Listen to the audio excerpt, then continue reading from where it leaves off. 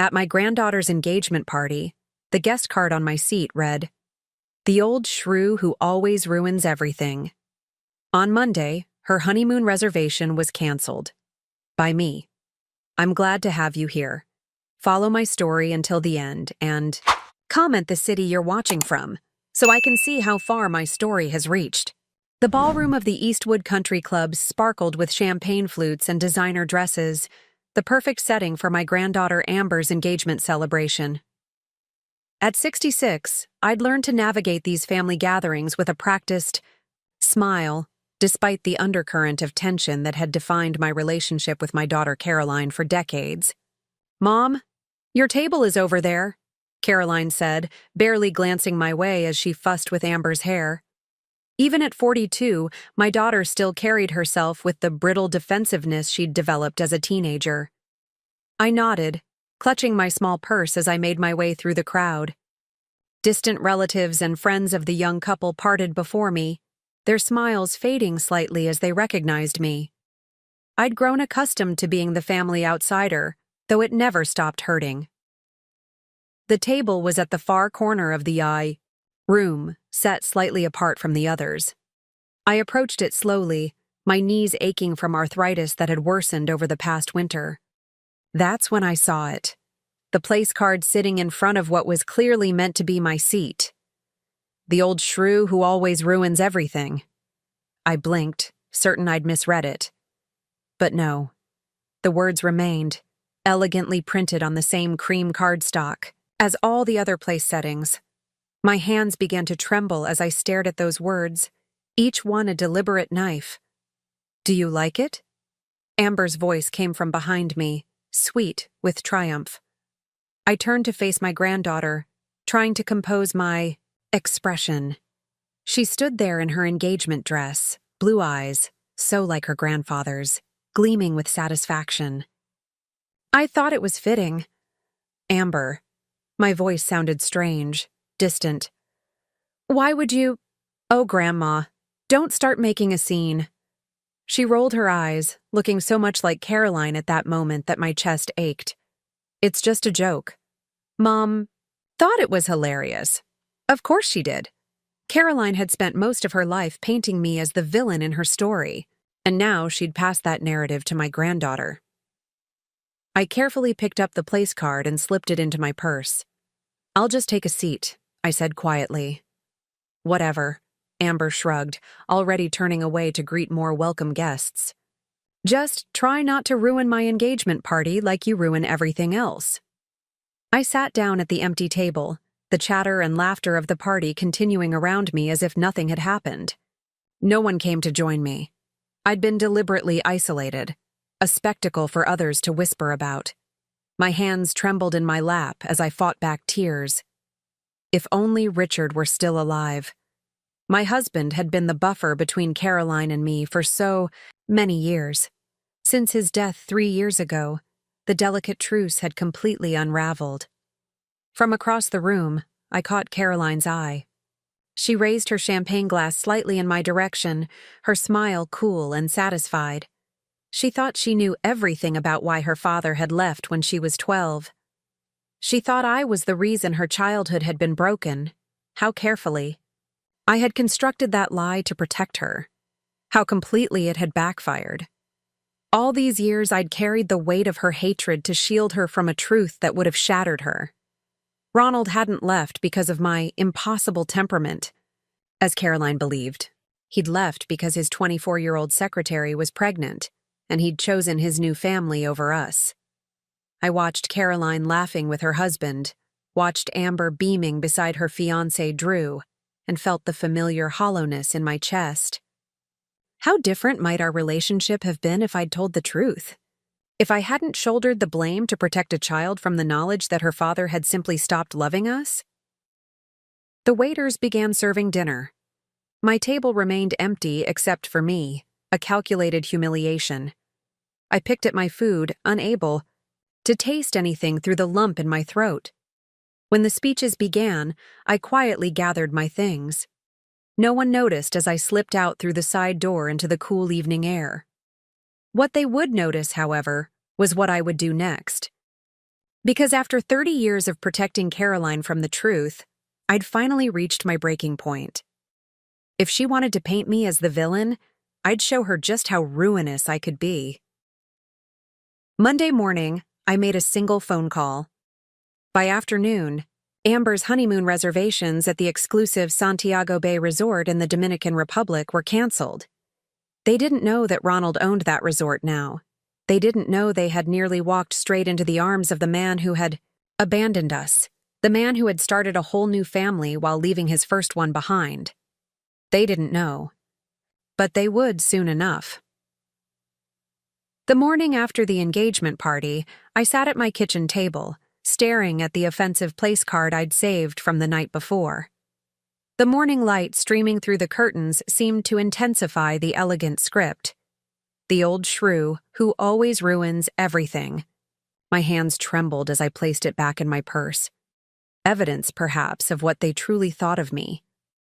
My modest home in the suburbs had grown quieter since Richard passed. The silence used to bother me, but now I found comfort in it. No judgment. Ear. No cold stares or whispered comments. The phone rang, shattering my thoughts. Caroline's name flashed on the caller ID. My stomach tightened as I answered. "Mother," she began, her voice already sharp with irritation. "You left early last night." "Yes," I said simply, without saying goodbye to anyone. Amber noticed. I doubted that very much. "I wasn't feeling well." "You're never feeling well when it matters, are you?" The familiar accusation in her tone made my chest ache. "Just like when Dad left. Suddenly you were too sick to explain anything properly." The memory crashed over me like a wave. Caroline at 12 standing in our living room, demanding to know where her father had gone. My own heart shattered into 1,000 pieces as I tried to protect her from the brutal truth. "Caroline, that was 30 years ago," I said quietly. "And you're still the same selfish woman," she snapped. "Do you know what Dad told me before he left? That he couldn't stand living with someone so negative and cold. The lie I had allowed Ronald to tell? The lie I had maintained to protect Caroline? From knowing her father had simply replaced us with a younger model." "Is that what you really believe?" I asked, my voice barely above a whisper. "It's what everyone knows, Mother. Why do you think Amber doesn't want you involved in the wedding planning? Your bitterness poisons everything." After she hung up, I moved to my bedroom closet, reaching for the locked box I kept on the top shelf. My hands shook as I entered the combination, Caroline's birthday, and lifted the lid. Inside lay the evidence I had hidden for 3 decades. Photographs of Ronald with his pregnant secretary Veronica, taken by the private investigator I'd hired when I first suspected the affair, the divorce papers stating his intent to remarry, which I'd never shown Caroline. The property records of the small hotel in the Dominican Republic he had purchased with his family money. Money that should have been Caroline's inheritance. Most damning of all, the letter he'd written me just before he left. "Natalie, I know this will hurt you, but I can't pretend anymore. Veronica is pregnant, and I'm going to stand by her. I know I'm supposed to feel terrible about this, but the truth is, I feel alive for the first time in years. I've transferred enough money to support you and Caroline until she finishes high school. My lawyer will handle the rest. I'm moving to the Dominican Republic to start fresh. Please don't try to contact me. It will only make things harder for Caroline. If she asks, tell her whatever you think best. Tell her I'm a bastard who abandoned you both. Tell her I couldn't handle family, life, whatever story will hurt her least. Ronald. And I had chosen a story, one that placed all the blame on me. Your father couldn't live with me anymore, sweetheart. I made him unhappy." It seemed kinder than the truth. Better that she hate me than know her father had simply stopped loving her. Over the years, the lie calcified. Caroline grew more distant, more resentful. When she got engaged, Ronald sent a congratulatory note but didn't attend the wedding. "Because Mom would ruin it," Caroline had said. When Amber was born, I thought perhaps the joy of a new generation might heal old wounds. But Caroline's bitterness had only transferred to her daughter. For 30 years, I'd carried Ronald's secret. I'd let my daughter believe I was cold, difficult, impossible to love, all to protect her from the reality that her father had abandoned her for a new family, a family he seemed to love more than he'd ever loved us. And now Amber and Drew were planning to honeymoon at Santiago Bay Resort, the very place Ronald had built with his new family, now a thriving luxury destination. If they went there, they would inevitably discover the truth. The resort's main restaurant was called Veronica's. The hotel lobby displayed photos of the owner, Ronald, with his wife and their 3 children, Caroline's half-siblings she didn't even know existed. I stared at the phone in my hand, my decision to cancel their reservation suddenly crystal clear. I wasn't trying to ruin anything. I was still, after all these years, trying to protect my daughter and granddaughter from a painful truth. But perhaps it was time for the protection to end.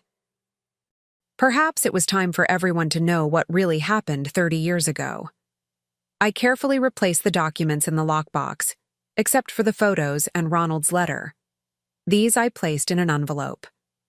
If Caroline and Amber wanted to know why I'd canceled the honeymoon reservation, I would finally tell them the truth. The irony wasn't lost on me. For decades, I'd been the villain in their story, the shrew who ruins everything. But I'd accepted that role to protect Caroline from an even more painful narrative, that she simply hadn't been important enough for her father to stay. My phone buzzed with a text from Caroline. Amber just heard from the resort, the honeymoon. Reservation was canceled. Please tell me you had nothing to do with this. I stared at the message, my finger hovering over the reply button. After 30 years of lies and sacrifice, I was tired of being the villain in a story I hadn't written. We need to talk, I typed back. There's something you and Amber need to know about Santiago Bay Resort and your father. The incessant pounding on my front door startled me awake from an uneasy nap. I'd barely slept the night before. Memories and regrets circling like vultures after my decision to cancel Amber's honeymoon reservation. Open this door right now. Caroline's voice cut through the quiet afternoon, sharp and demanding. I took a steadying breath, smoothing down my cardigan before opening the door. Caroline burst in, Amber following close behind. Their matching expressions of fury might have been comical if they weren't directed at me with such intensity. How dare you? Caroline's face was flushed with anger. How could you possibly think you had the right to cancel Amber's honeymoon? The resort called to confirm the cancellation. Came from you, Amber added, her voice trembling with rage. Do you have any idea how embarrassing that was? Drew's parents paid a deposit we might not get back. I gestured toward the living room. Please, sit down. I need to explain something. There's nothing to explain, Caroline snapped. This is exactly why Dad left. You can't stand to see anyone happy. That familiar accusation, the one I'd allowed to fester for 3 decades, struck a nerve I thought had long gone numb. Caroline, I said quietly, that's not why your father left. She rolled her eyes. Oh, please, not this again. I was there, remember? I saw how miserable you made him. You were 12, I replied, my voice steady despite my racing heart. And you didn't see everything. I moved to the bookshelf where I'd placed the envelope containing Ronald's letter and the photographs. My hands trembled slightly as I handed it to Caroline. What's this supposed to be? She didn't open it, just held it with suspicion. The truth about why I canceled the honeymoon. The truth about your father. Amber stepped closer, curiosity momentarily, overriding her anger. What about Grandpa? I've never even met him. That's because he's been living in the Dominican Republic for the past 30 years, I said. At Santiago Bay Resort, the resort where you planned to honeymoon. Caroline's face paled slightly. What are you talking about? Dad moved back to Michigan after the divorce. I shook my head. That's what I let you believe. Open the envelope, Caroline. She hesitated, then tore it open with sharp, angry movements. The photograph slid out first. I watched her expression transform as she took in the images of Ronald with his pregnant secretary.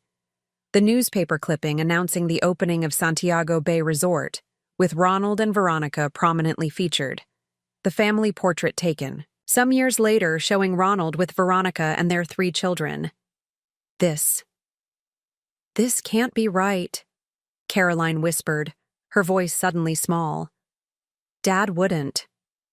Read the letter, I said gently. Amber moved behind her mother, peering over her shoulder as Caroline unfolded Ronald's goodbye note. The silence in the room grew heavy as they read his words, the truth I'd protected them from for so long. Caroline looked up at me, her eyes swimming with confusion. He left because of her? Because she was pregnant? I nodded. He wanted a fresh start, a new family. But you always said, Caroline's voice cracked, you let me believe it was your fault, that you drove him away. It seemed kinder than the truth, I said quietly. What was I supposed to tell a 12-year-old girl? That her father chose another woman and her baby over us? That he didn't want to be your father anymore? Caroline sank into the nearest chair, the papers clutched in her trembling hands. All these years, she whispered, all these years, I blamed you. Amber stood frozen, processing the revelation that the grandfather she had never met had been running a luxury resort all this time.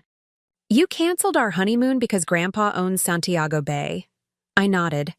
I couldn't let you walk into that blindly.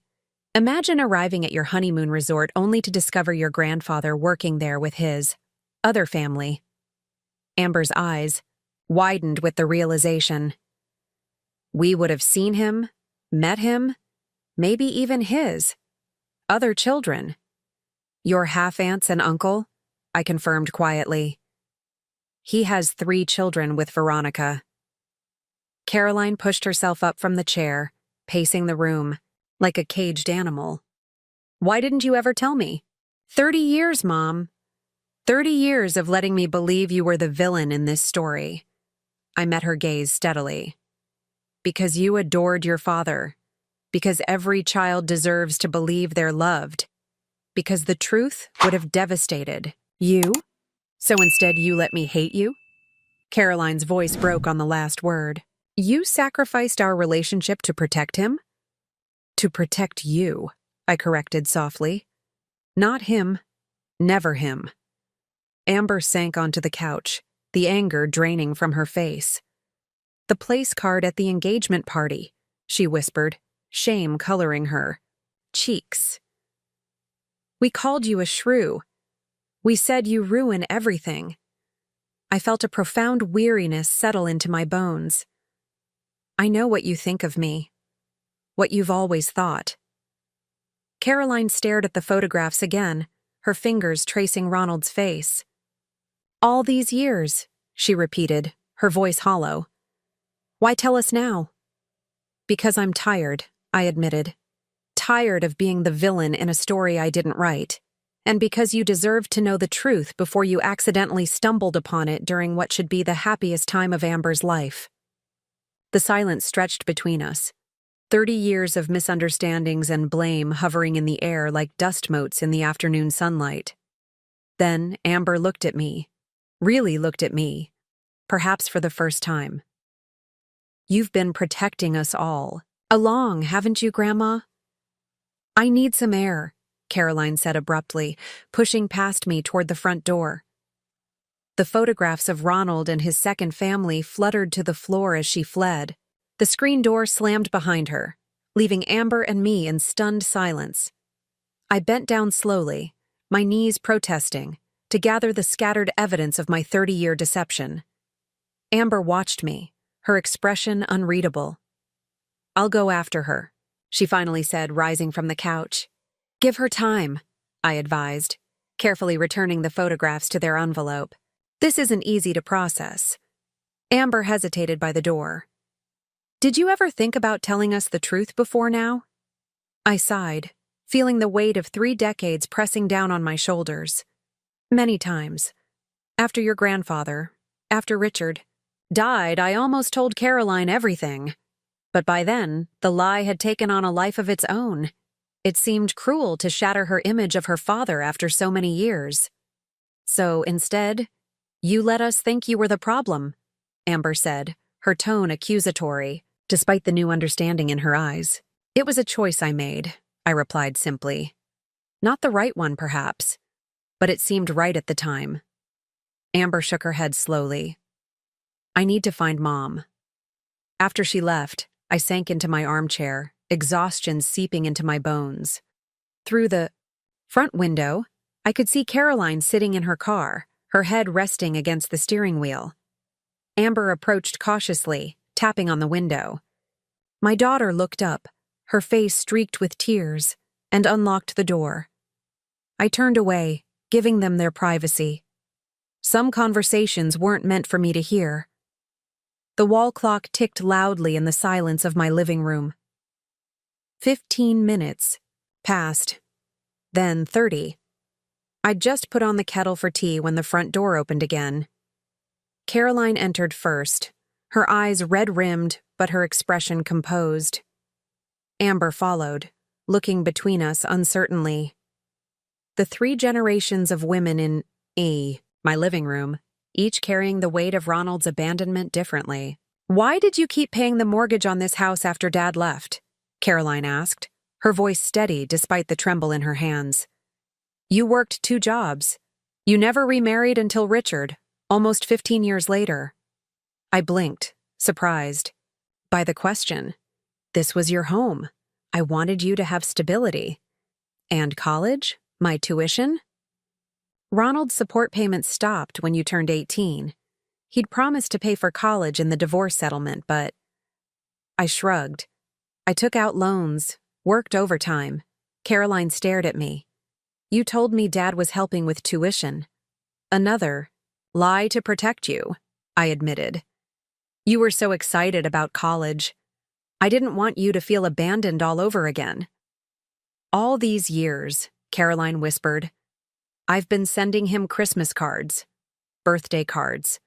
To the Michigan address you gave me, I nodded. I had a P.O. box forwarding service.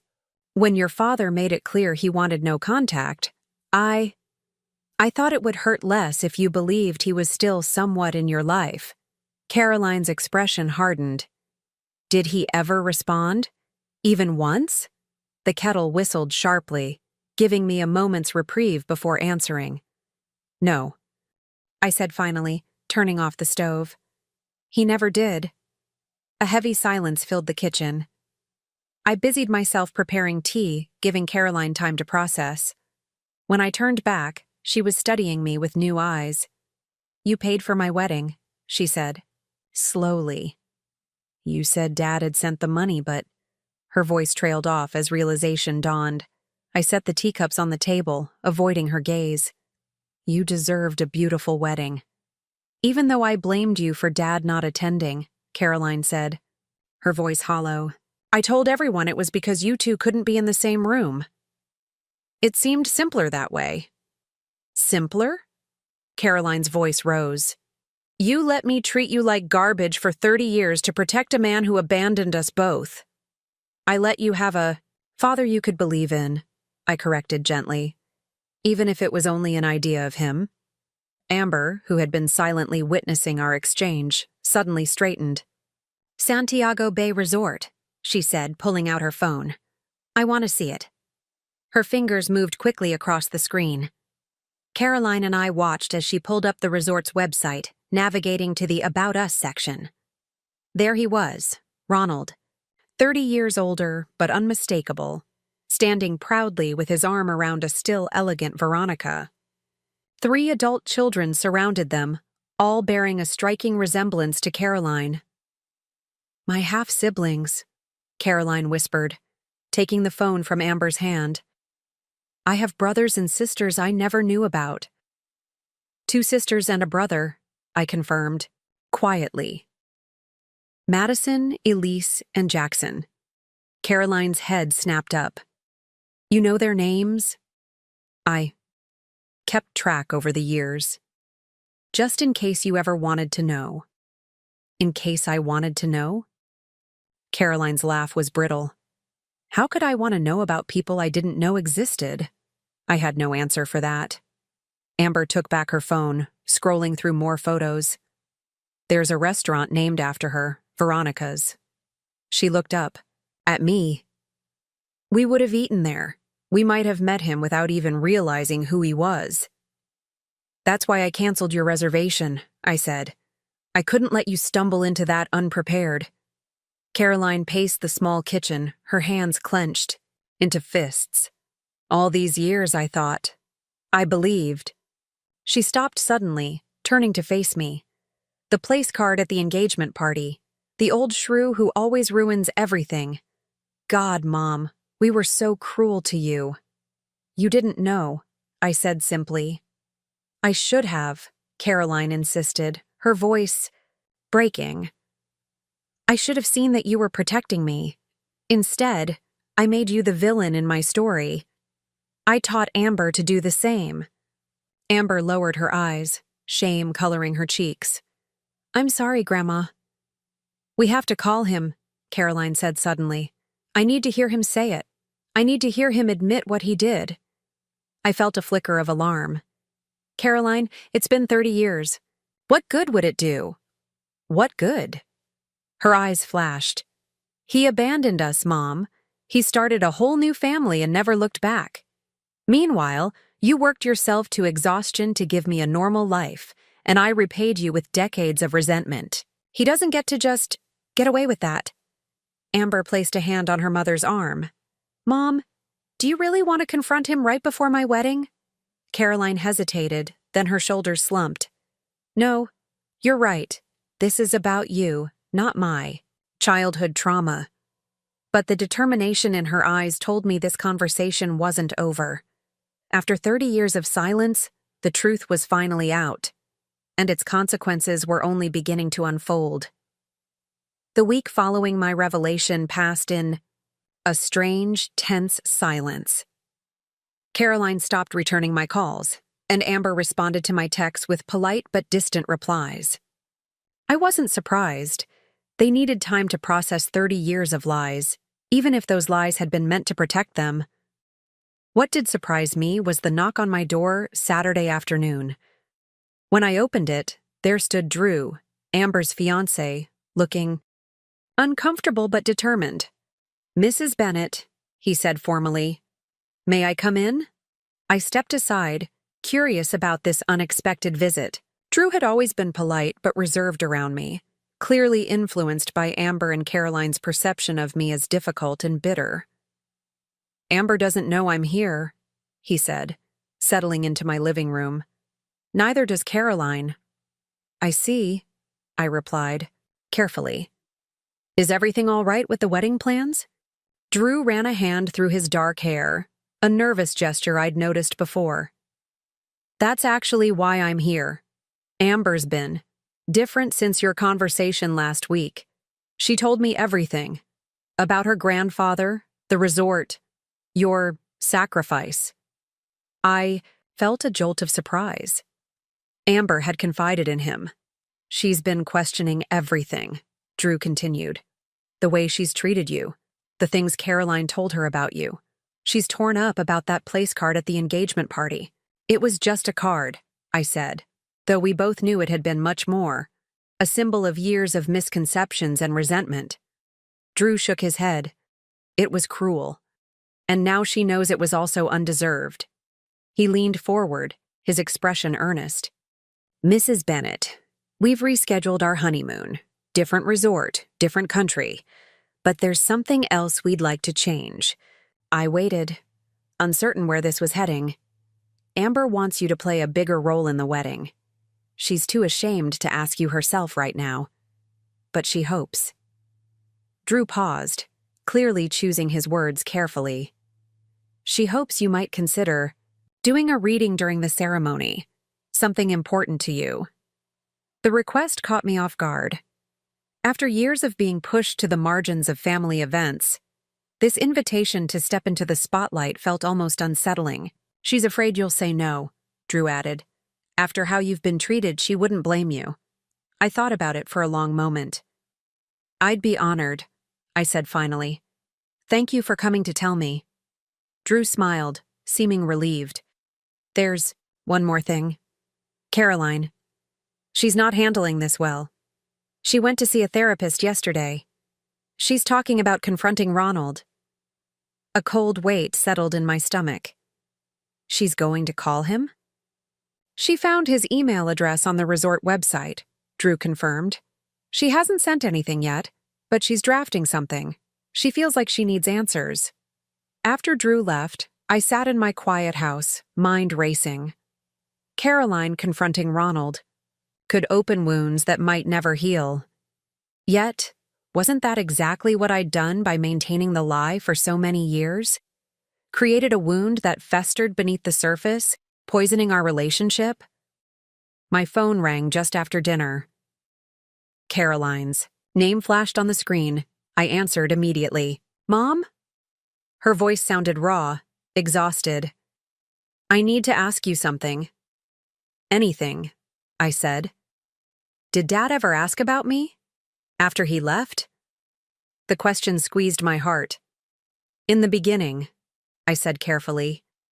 "He called a few times to check that the money had arrived, asked if you were adjusting. And later?" I closed my eyes, remembering the gradual tapering of contact until there was nothing. "No, sweetheart, I'm sorry." Caroline was quiet for a long moment. "I wrote to him," she finally said. "I told him, I know everything. I told him about the wedding, about how I treated you all these years because of his lies." My breath caught. "Caroline." "I needed to do it, Mom," she said firmly. "I needed him to know that I know who he really is, who you really are." I wasn't sure what to say. Part of me feared Ronald's response would only hurt Caroline more, but another part recognized that she needed this closure. "There's something else," Caroline continued. "I want to change the wedding seating arrangement." 3 days later, Ronald's reply arrived in Caroline's inbox. She called me immediately, her voice tight with emotion. "He wants to meet," she said without preamble. "He's flying up next week. He says he wants to explain in person." My heart raced with anxiety. "What did you tell him?" "That I'd meet him, that I'd listen." Her voice hardened. "But that's all I promised." "Do you want me there?" I asked cautiously. "I need you there," Caroline replied, surprising me. "I've spent 30 years blaming you for his absence. I want him to look us both in the eye when he explains why he abandoned us." The meeting was set for Wednesday afternoon at a quiet cafe downtown. I arrived early, hands trembling slightly as I ordered tea. Caroline joined me minutes later, her face pale but composed. "Are you sure about this?" I asked gently. She nodded, though fear flickered in her eyes. "I need to do this. For me. For Amber." We sat in tense silence, watching the door. Then suddenly, there he was, Ronald. Older, grayer, but unmistakably the man who had walked out of our lives 3 decades before. He spotted us immediately, hesitating before approaching our table. His eyes met mine first, a flicker of something like shame crossing his features before he turned to Caroline. "You look just like your mother," he said softly. Caroline's composure cracked slightly. "Sit down," she said, her voice clipped. Ronald settled awkwardly into the chair across from us. "Thank you for agreeing to see me." "I didn't do it for you," Caroline replied. "I did it for me. For 30 years I believed Mom drove you away. I blamed her for breaking our family. I want to hear you admit that was a lie."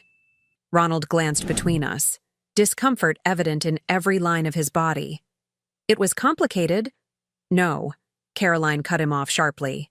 "It wasn't complicated. You got your secretary pregnant and abandoned us. You let me believe Mom was the reason you left. That's not complicated. That's cowardice.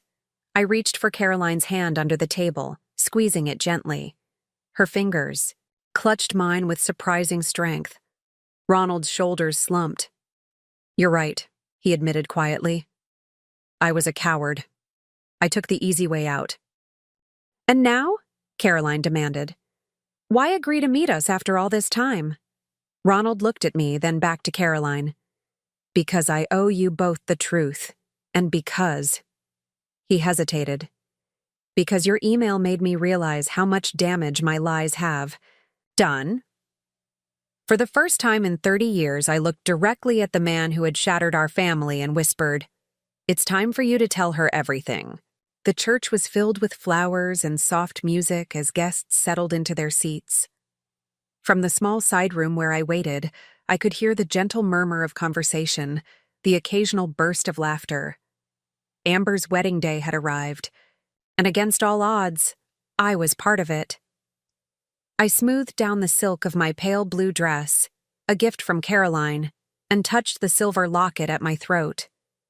Inside was a small photograph of Caroline as a child, her smile bright and untainted by the pain that would come later. A reminder of why I had made the choices I did, for better or worse. The door opened, and Caroline appeared, resplendent in her mother-of-the-bride dress. "It's almost time," she said. "Are you ready?" "As I'll ever be," I replied, rising from my chair. The month since our confrontation with Ronald had transformed our relationship in ways I never thought possible. He had finally told Caroline everything, not just about Veronica and the pregnancy, but about his own failings as a husband and father. He admitted manipulating the narrative to make me the villain, knowing I would accept the blame to protect Caroline. Most surprising of all, he had apologized. Not just empty words, but a genuine acknowledgement of the damage he had caused. It couldn't erase 30 years of absence, but it had given Caroline something she desperately needed: the truth. "Amber wants to see you before we start," Caroline said, leading me down the hall to the bridal suite. My granddaughter stood before a full-length mirror, radiant in her wedding gown. When she saw me in the reflection, she turned, her eyes bright with unshed tears. "Grandma," she said softly, crossing the room to embrace me. "You look beautiful." I held her carefully, mindful of her dress. "Not as beautiful as you, my dear." Amber pulled back, reaching for something on the vanity. "I have something for you." She placed a small box in my hands. A thank you. And an apology. Inside was a delicate silver bracelet engraved with 3 intertwined circles. "The 3 of us," Amber explained. "You, Mom, me, connected no matter what." My throat tightened with emotion. "It's perfect." "I'm so sorry," Amber whispered. "For the place card. For all the years we misunderstood you." "That's in the past now," I said, squeezing her hand. "Today is about your future." Caroline helped me fasten the bracelet, our eyes meeting in the mirror. So much had changed between us, the wall of resentment crumbling to reveal what had always been beneath. Love, complicated but enduring. "We should take our places," Caroline said. "The ceremony will start soon." As we moved toward the door, Amber called out, "Grandma, thank you for protecting us all these years, even when we didn't deserve it." The wedding proceeded beautifully. I sat in the front row, not isolated, at the back or in a separate hallway, but right where the mother of the bride's mother belonged. When the time came for my reading, I approached the podium with steady steps, drawing strength from Caroline's encouraging smile. "Love is patient, love is kind," I began, the familiar words taking on new meaning. As I read, I looked out at the gathered faces, Drew's parents nodding approvingly, Amber and Drew holding hands at the altar, Caroline wiping away a tear. And in the back row, a face I hadn't expected to see, Ronald, who had been invited by Caroline in a gesture of forgiveness I still didn't fully understand. After the ceremony, during the reception, I found myself momentarily alone at my table. No longer the old shrew who ruins everything, but grandmother of the bride, elegantly printed on a place card positioned at one of the best tables in the room. "May I join you?" Caroline asked, appearing beside me with 2 glasses of champagne. I nodded, accepting one of the glasses. We sat in comfortable silence for a moment, watching Amber and Drew's first dance. "I saw that Dad came," I said finally. Caroline nodded. "I thought it was important, for closure." She turned to face me. "He's not staying long. This isn't his place anymore. But I needed him to see what he missed, what you never missed, despite everything we put you through." I sipped my champagne, unsure how to respond. Caroline reached into her evening bag and pulled out a folded piece of paper. "I found this when I was looking through old photos for the wedding slideshow," she said, handing it to me. I unfolded it carefully. It was a Mother's Day card from Caroline, made when she was about 9, before Ronald left, before everything fell apart. In a child's uneven handwriting, "To the best mom ever. I love you more than anybody in the whole world."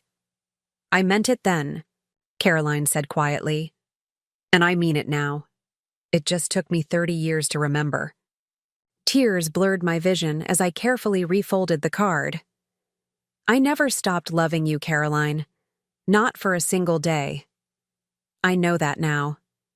She covered my hand with hers.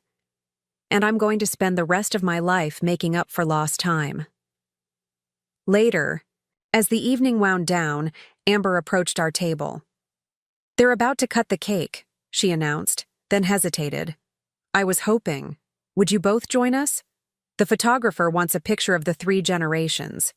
Caroline and I exchanged glances, then rose together.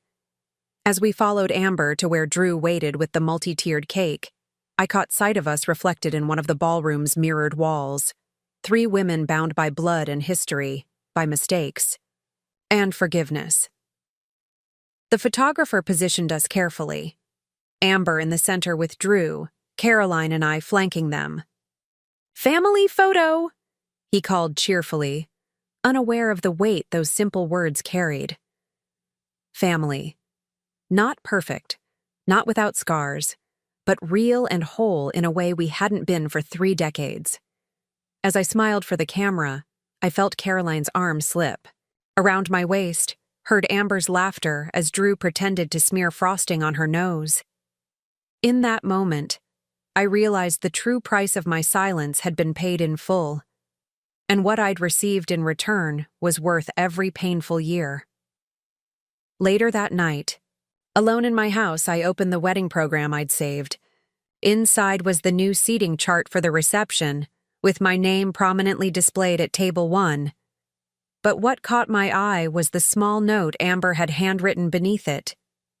"For my grandmother, Natalie Bennett, whose love and sacrifice taught me what family really means. Not the woman who ruins everything, but the woman who saved us all." I traced the words with my finger, 30 years of pain finally giving way to peace. The secret had cost us dearly, but the truth had set us free. And in the end, that freedom was worth everything.